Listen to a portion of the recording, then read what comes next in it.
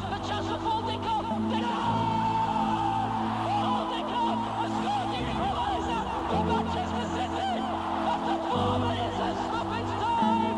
And we await extra time. City have come back from the dead.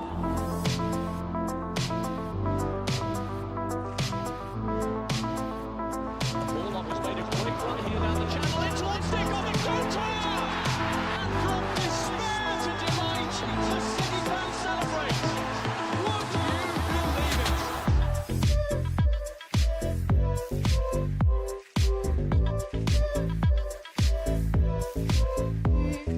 Balotelli. Silver again. Balotelli. Pitbull. Toure. Manchester City have one hand on the FA Cup.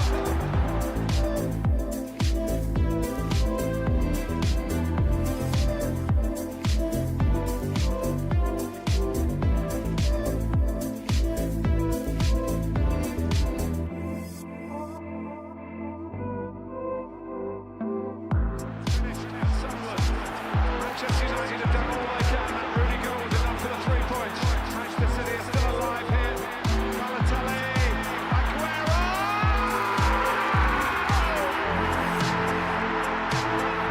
I swear you'll never see anything like this ever again.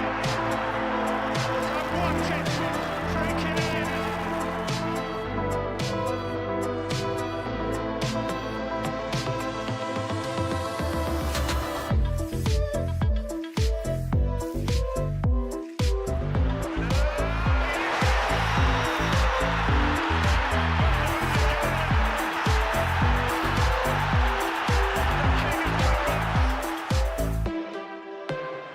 There's a good try. Incredible. Ilkay Gundogan. Right from the start. That is stunning.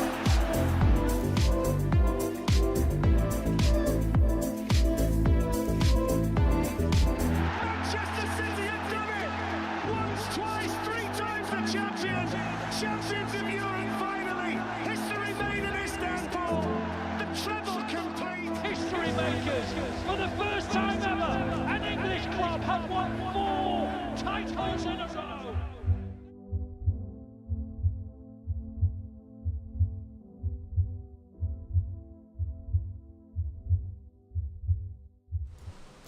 Manchester City, top of the Premier League, and that's what we needed. That's exactly what we needed, and it's exactly what's happened. And that is why we are champions, because if you give us an opportunity like this to go top of the league, we will take it. We will snatch your hands off. At the bone, I mean, boom, gone, absolutely. Thank you very much. We will go top of the league. It wasn't the most convincing result in terms of the 1-0 scoreline, but I felt like we played reasonably well. There will be a narrative. There will be a narrative out there that City were fortunate, clinging on a little bit, like they obviously they hit the bar in the first half. There's definitely areas of the game where Southampton showed promise, but this is the Premier League and we have to accept that we aren't the only good side in the league. And I feel like there is a little bit of a misunderstanding and expectancy from City fans now that if you are all doom and gloom from just only beating Southampton 1-0, you need to be reminded of the fact that this league is full of quality sides, full of them, you know. And Southampton, they played good football, you know. At times it was risky. They were playing out from the back. Aaron Ramsdale was firing so many passes right through the heart of our midfield. Eventually, City showed enough respect to Southampton to stop pressing them because we were hounding them. At times it was working. We were forcing them to kick it out for throw-ins, winning the ball here and there.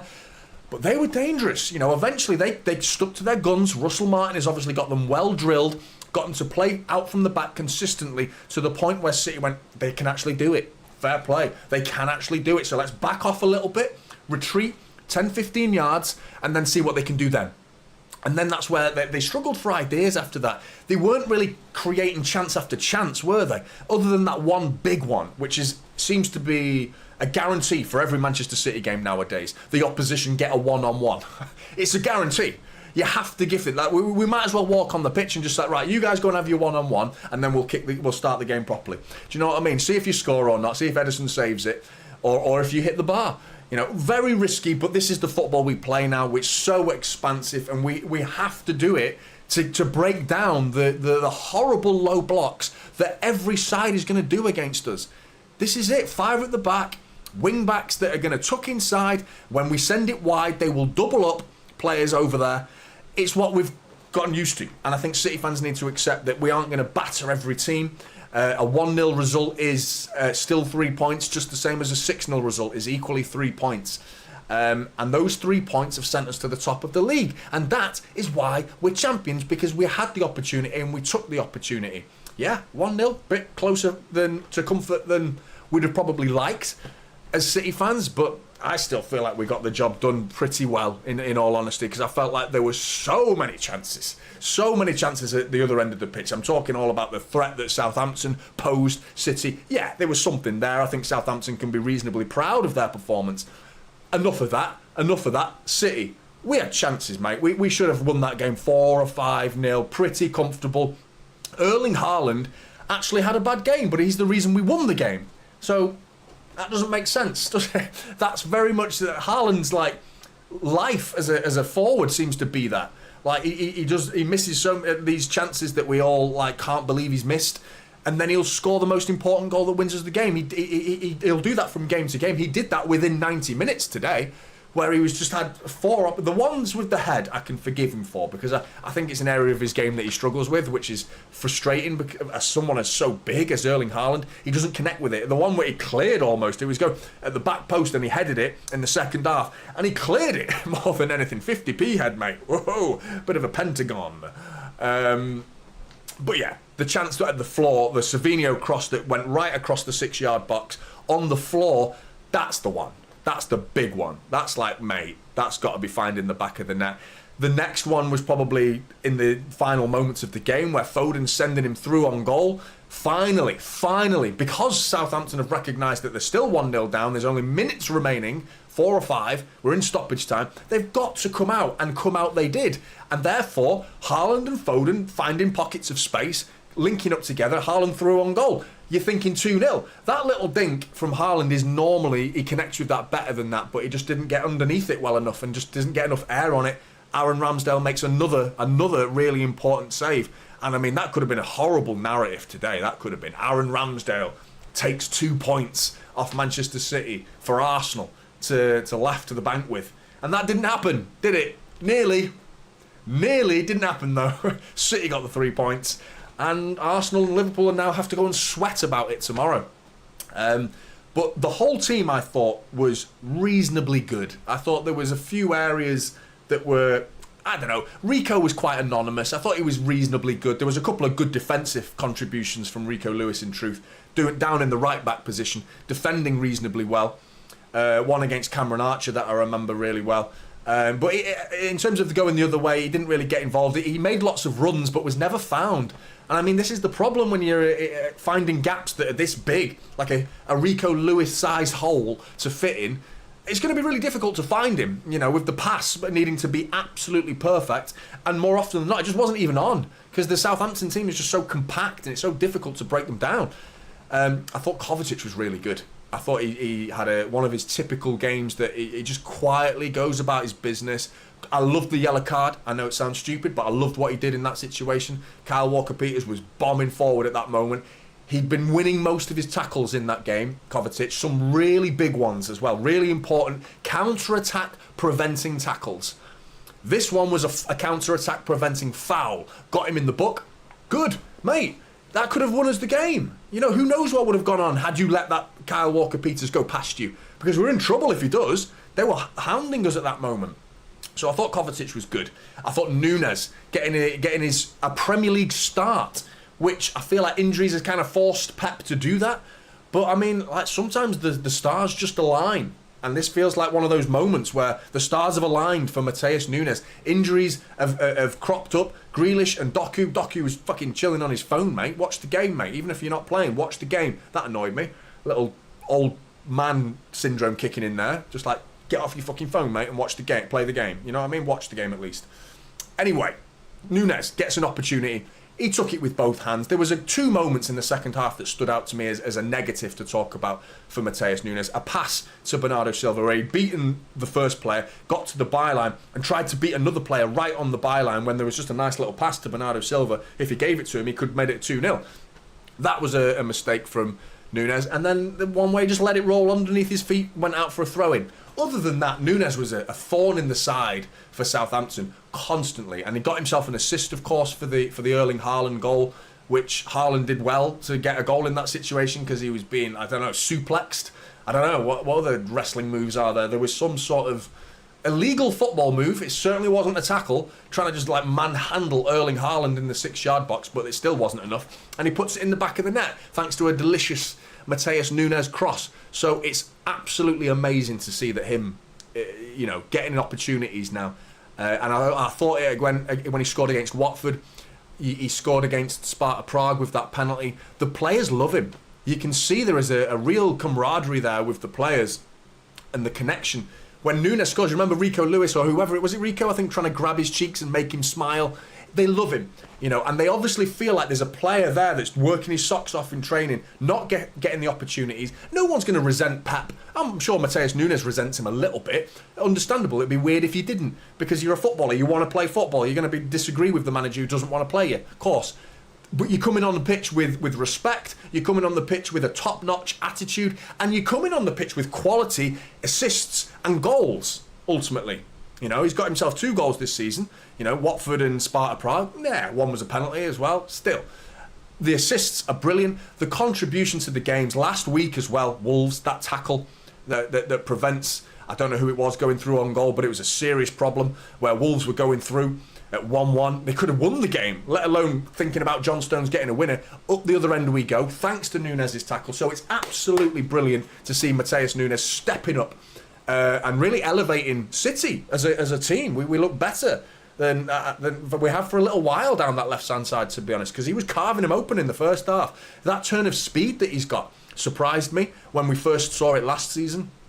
And this season, it's still a bit shocking to see like Nunes, how quick he is when he knocks it past the fullback. He's gone, isn't he? He's absolutely lightning quick, which is not an attribute I was expecting when we signed him, but I'll take it. I love it. I love to see it. I thought Bernardo Silva and Foden could have done a little bit better. Their contribution to the game was still good. They were finding pockets, little passes, little bounce passes off them two were okay.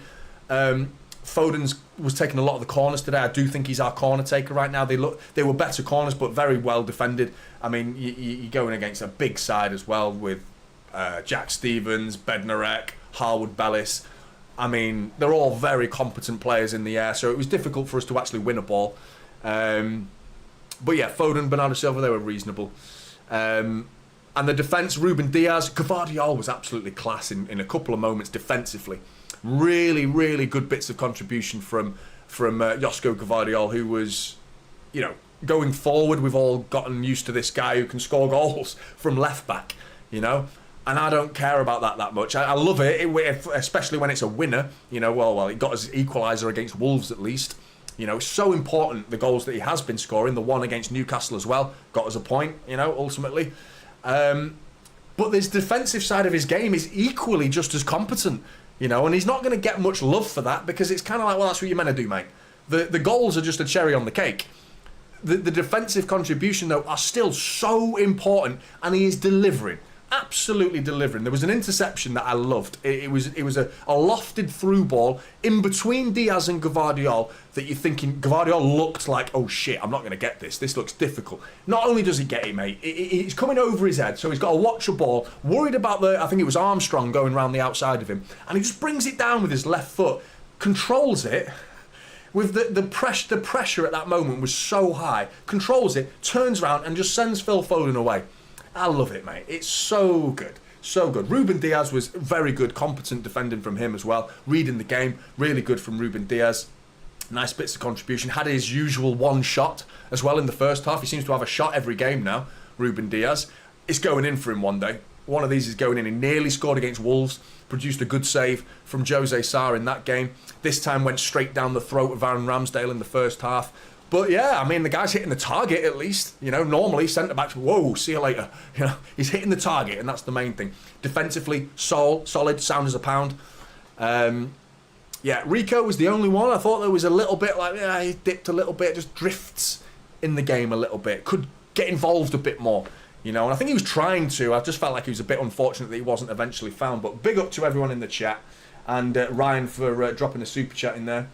Erling Haaland won us the game. Fucking sick of this fucking chair, mate. I'm telling you what. Fucking Mickey Mouse chair won us the game, mate. Fucking Mickey Mouse chair. That's winning us the game. Fucking, wow. I'm not sure. People are going to be like, that Jonny, mate, he is not with it. He has got a screw loose, mate. And you'd be quite correct in saying that, to be honest. You would be absolutely. Homo sapien. I don't think he was bad. That's a player I've not talked about, but I agree that he could have done better. He needs to improve a little bit. I don't think he was bad, though. I do think he was, that's a bit harsh, mate. But I also agree with that. Speed shorts as well. We definitely need another striker. Definitely. Because, I mean, Haaland's just going to be... When you score, you're untouchable as Erling Haaland. You can't touch him. You can't, verbally, and in terms of criticism, you can't touch him. He scored, we got 3 points. And who's that down to? Erling Haaland. But when you deep dive it and you go into the depths and the nitty-gritty detail, ideally we win this game 4 or 5-0. And why didn't we do that? Because Erling Haaland missed his chances. So yeah, I agree with you. And it's not just a case of cover, just in case Haaland gets injured. I think Pep would have brought him off in this game. You know, with 5-10 minutes to go, I mean, if we had an Alvarez on the bench, I think he comes on and possibly changes the game, makes it more dominant for City. It's all hindsight, totally guesswork there, absolute guesswork.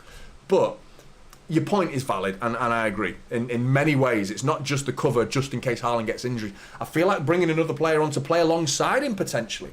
You know, like Alvarez did for a big portion of the last season. You know, taking the mantle of Kevin De Bruyne Alvarez was doing last season. It worked for a small spell, and then Alvarez just drifted out, and we found out that, yeah, he's okay, but he's no Kevin De Bruyne, is he? It's going to be difficult for him to produce that level of quality.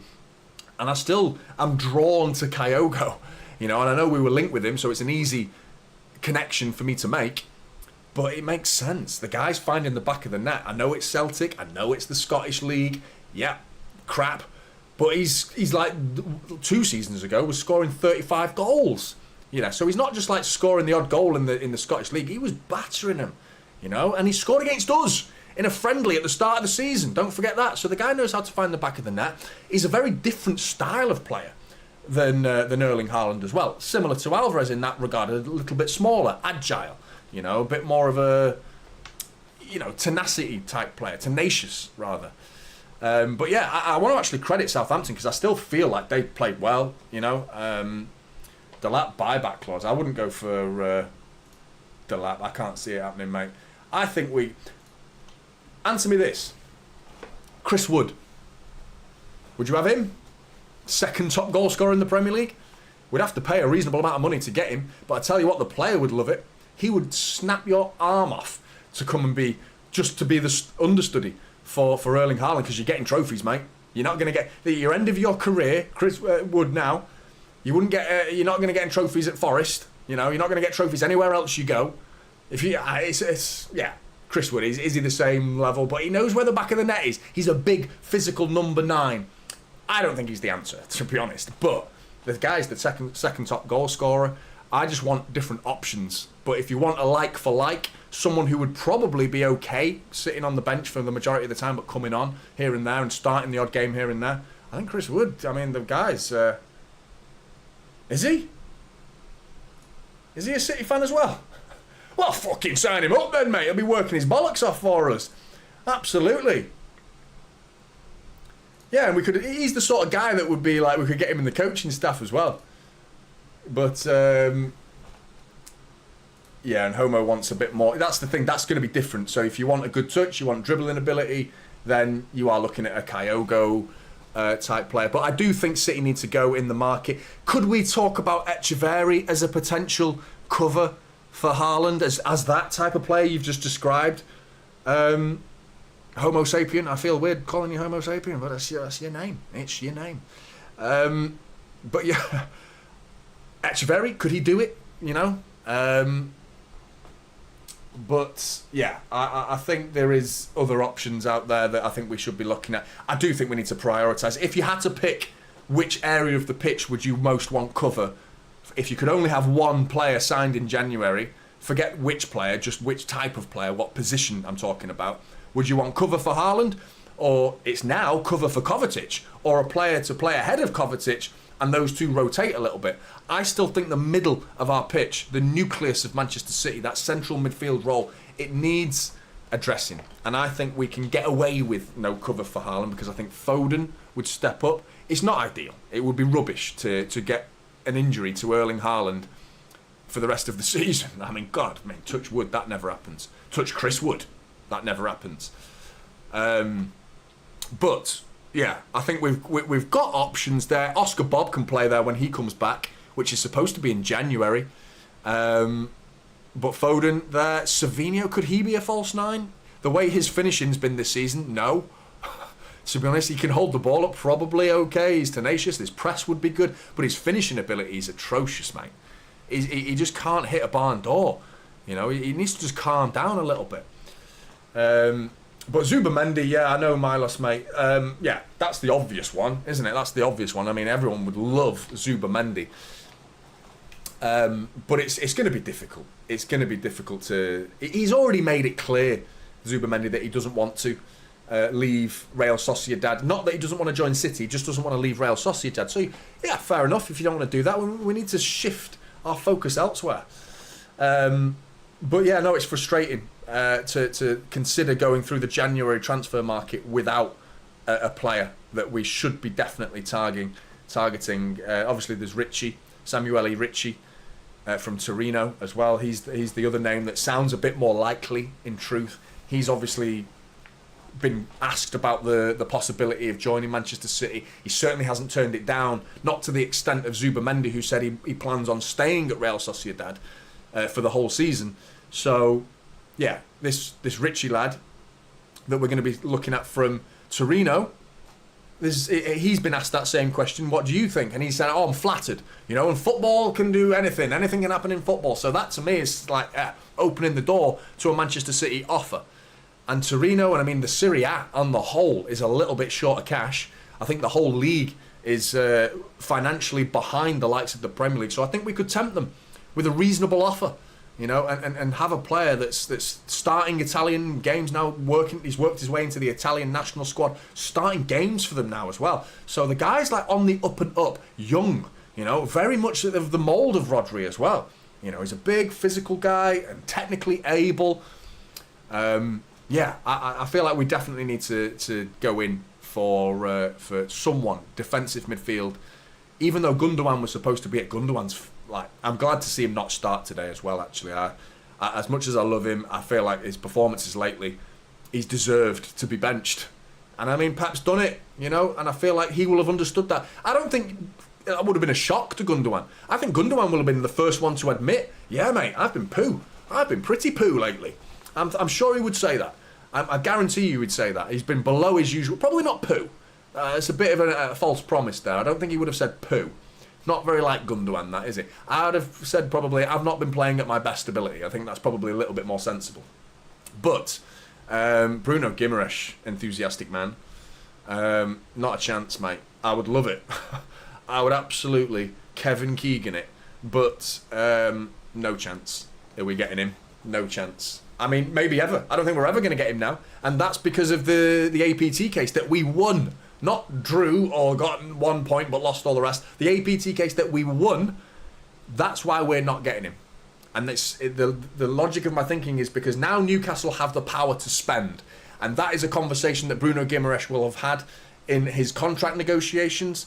And they will have said, are you going to improve this squad? Because I will stick around and be the heart of this Newcastle side if you promise me you're going to sign better players than Longstaff to play alongside me, you know? And you're going to improve the side of Newcastle to start challenging for consistently top 4 positions for Newcastle and potentially 2 or 3 years down the line, titles against Manchester City. And if they can promise that to Bruno Guimaraes, he could be the hero of Newcastle, and it's a story, it's a narrative that could suit him. Whereas coming to City and being the understudy for Rodri could well be might not be the understudy, because who knows what player Rodri's going to be like when he comes back, because those injuries are long term, mate. So the problem isn't just, we've got Rodri for a year. Is he going to come back the same player? Is he going to go into tackles more tentatively? Because the psychological damage of picking up an injury that wipes you out for a year, you carry that in here. You carry it with you on the pitch. You're like, I'm not going to go in for that tackle.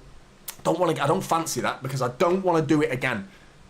And that 1%, all it takes is 1%, and your levels are so visibly dropped.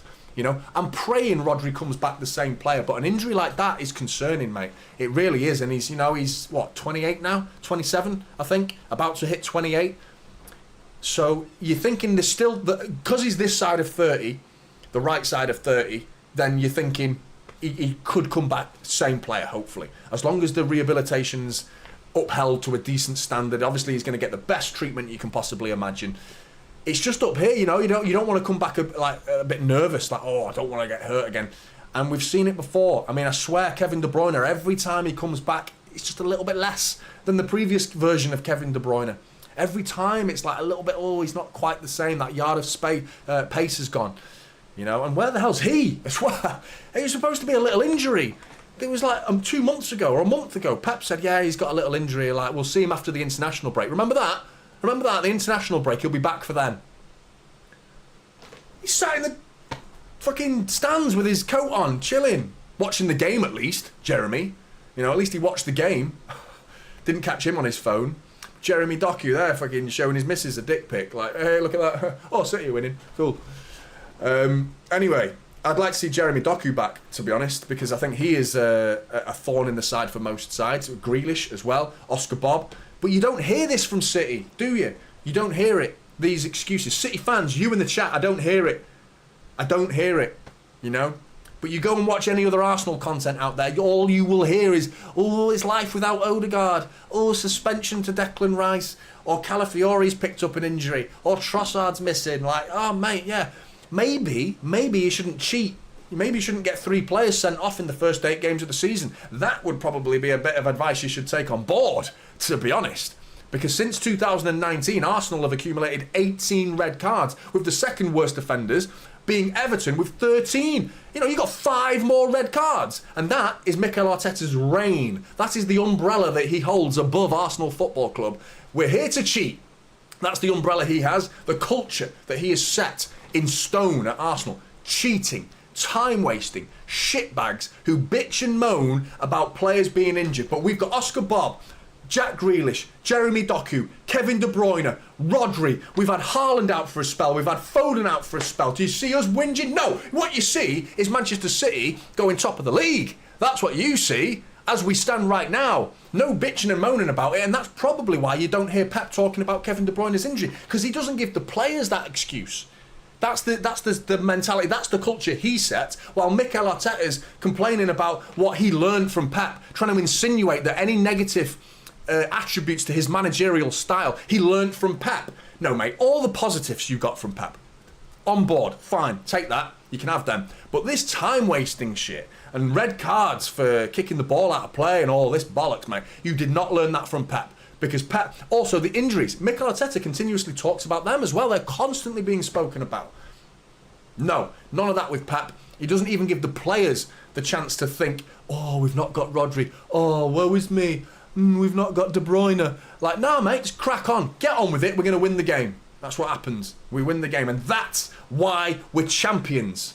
That's why we're here. And that's why City fans are of this. Most of us, I think, are of the same ilk. We think along the same lines because it's a cultural thing that's been embedded into the football club, you know? And it's all down to that big, bald, beautiful bastard, Pep Guardiola. What a man.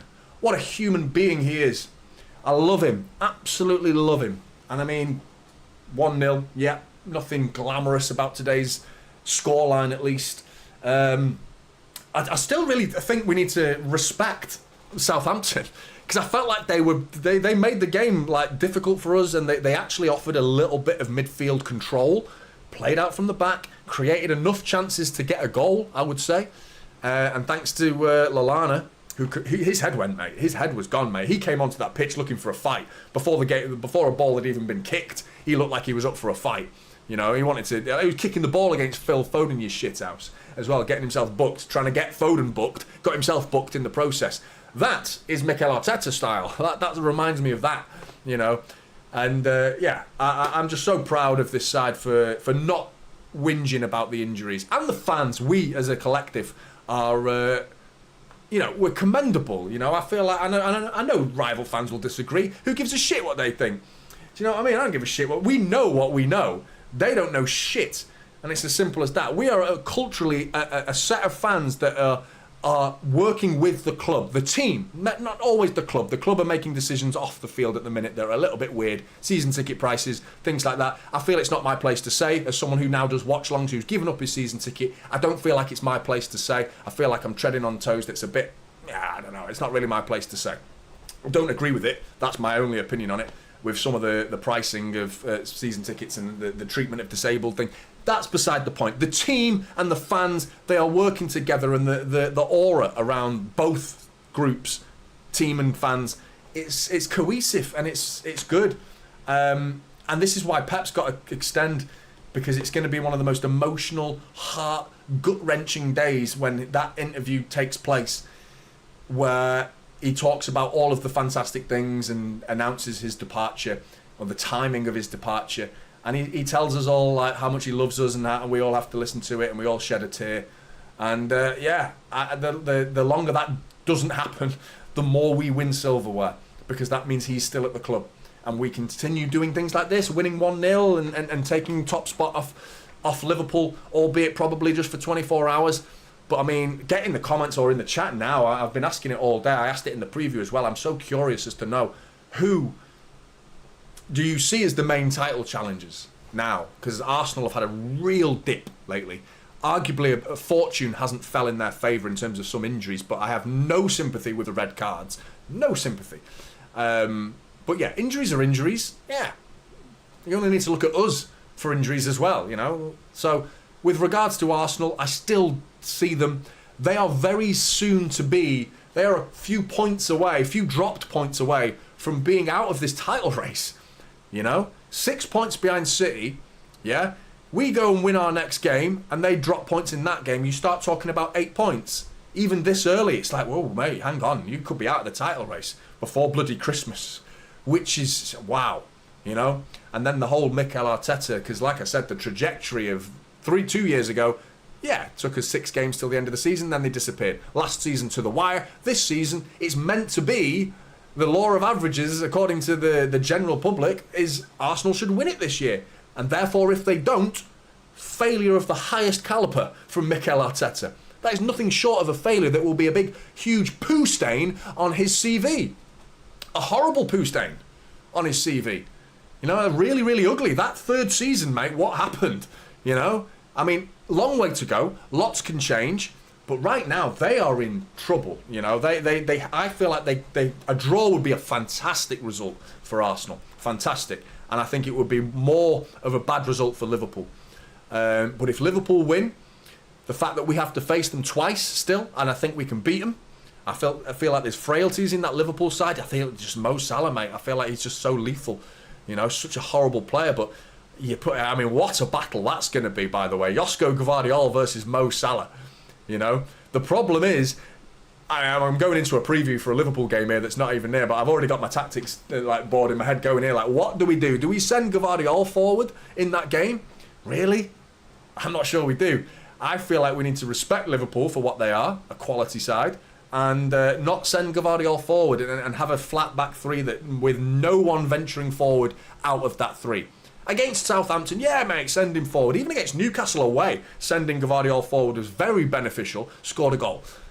Against Liverpool, you leave that gap behind. Mo Salah's not getting back. He won't get back. He'll just chill there and hope his defenders, with the likes of Virgil van Dijk and Konate, gonna mop up any crosses coming into Erling Haaland. The ball breaks out to Mo Salah. You can see it now, can't you? The counter-attack, Mo Salah away. And I tell you what, he won't hit the bar. He will not hit the bar. So that's the one area that scares the shit out of me. I mean, really does. If we can keep him quiet, though, we are, you know, we're going to beat him. I feel like we'll beat him. Home and away. I'm confident of that. I really am. But yeah, 3 points on the board for Manchester City. It was a game that was a little bit ugly in the second half. There was chances being missed, bit of frustration in terms of the channels and passing, a little bit astray here and there. Getting the job done is all that matters, though. Michael Luis Diaz as well, good player, definitely. I feel like he just doesn't hit the back of the net often enough. He misses too many chances. So does Darwin Núñez. But you know what you get with Gvardiol. Not, I'm saying Gvardiol because I saw Hannah saying Gvardiol, but you know what you get with Mo Salah. Was the point I was trying to make. But yeah, huge win. Huge win for Manchester City that's so important now. And we get to chill now. I love it. I absolutely love playing first, especially when you win. It's rubbish when you lose. Absolutely crap. But we've won and we've got 3 points. We're top of the Premier League. And now we just go and watch them sweat it out. And I mean, any result really is a good result for City at the end of the day. I know you'll all have your preferences, but no matter what happens, it's a good weekend for Manchester City. No matter what happens. But Blues, thank you very much for joining me in the watch along. Sorry for the little bit of technical difficulties that I had in the second half, and so many of you stuck around as well. I couldn't believe the numbers that were still watching me sweating about the fucking stream not working because it's a 3 o'clock kickoff. I've got to stream it from the US, so I appreciate you guys sticking around. Honestly, you guys are absolutely legends for doing that, and I really appreciate it. Yeah, and all your generosity throughout that watch along as well was brilliant. Really appreciate it. And now as well, if you're in the chat, love you all, and all, if you're watching after the fact, get in the comments below, answer any questions that I've asked in this. Well, who's your favourite to win the game out of Liverpool and Arsenal? Who do you want to win out of Liverpool and Arsenal? How do you see this result in terms of 1-0? Yeah, bit on paper, sounds scary, sounds close, but do you consider Erling Haaland's form good or bad? You know, because there's an argument to be made for both cases there, because he missed a host of chances in this game, but he won us the game. So there's a huge debate there, I feel, for any City fan to get involved with. And I'd love to hear your thoughts, so let us know. Anyway, enjoy the rest of your weekend, Blues. I'm sure you will. I don't think there's any other outcome that doesn't result in enjoyment for Manchester City fans. But yeah, enjoy yourselves. Take care, Blues, and I will see you in the next one.